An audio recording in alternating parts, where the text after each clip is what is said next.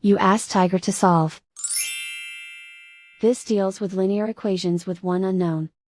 The final result is x equals 3/2. Let's solve it step by step.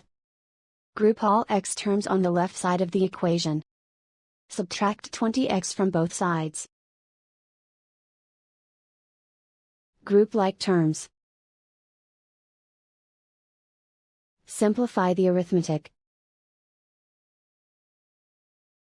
Group like terms. Simplify the arithmetic. Group all constants on the right side of the equation. Subtract 15 from both sides.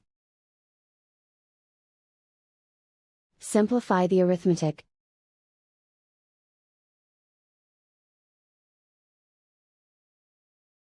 Isolate the x. Divide both sides by 10. Simplify the fraction. Find the greatest common factor of the numerator and denominator. Factor out and cancel the greatest common factor. And so the final result is x equals 3/2.